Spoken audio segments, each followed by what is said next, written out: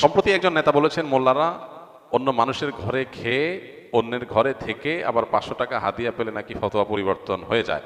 ঢালাওভাবে এভাবে বলা কতটা সঠিক, আপনি কিভাবে দেখছেন? 500 টাকা 1000 টাকা যারা মানুষের ঘরে খায়া লিল্লা খায়া যারা বড় হইয়া বড় বড় কথা বলে, এদের কোনো সেন্স কাজ করে বলে আমি মনে করি না। যাদেরকে 500 টাকার জায়গায় 1000 টাকা দিলে ওয়াজের বা মোনাজাতের ভাষা পরিবর্তন হয়ে যায়, এরা হইল মোল্লা মুন্সি। মোল্লাতন্ত্র কিন্তু ইসলাম নয়। কাজে এই বাংলাদেশে মোল্লাতন্ত্র হয়েছে আর ধর্মের নামে ব্যবসা শুরু হয়েছে। দেখেন, প্রথম কথা হলো, হুজুররা অনেকেই মানুষের দান খয়রাত হাদিয়া তোহফা এগুলো দিয়ে চলে। দান খয়রাত এদেশে কেউ জোর করে আদায় করে না, এটা খুশি হয়ে মানুষ দেয়।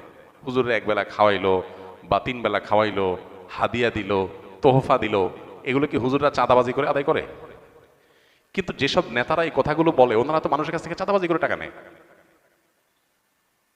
রাজনৈতিক নেতারা, আমি সবাইকে ঢালাওভাবে বলছি না, রাজনীতি করতে গিয়ে নেতা হতে গিয়ে মানুষের কাছ থেকে চাঁদাবাজি করে টাকা নেওয়ার কালচারে যারা অভ্যস্ত, বা যেই সোসাইটিতে সেরকম কালচার পলিটিশিয়ানদের মধ্যে অনেকের মধ্যে আছে, বিভিন্ন দলে আছে, সব দলেই কম বেশি আছে, এই কালচারে যারা ডুবে আছে, তারা যদি আলেম সমাজকে বলে 500 টাকা 1000 টাকা মানুষ আল্লাহর রাস্তায় দিলে খায়, তাহলে এটা হলো চালনি সুইকে যে বলে তোমার পেছনে ছিদ্র আছে, ওইরকম।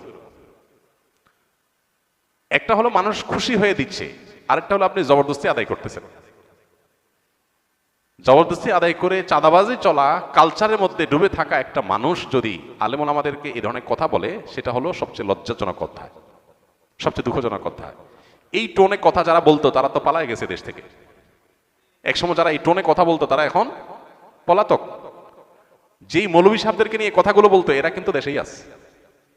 যে হুজুরদেরকে খোঁচাখুচি করতো ওই হুজুররা সব আর খোঁচান্নারা পালায় চলে গেছে। আল্লাহ তাআলা এখান থেকে আমাদেরকে শেখার তৌফিক দান করুন।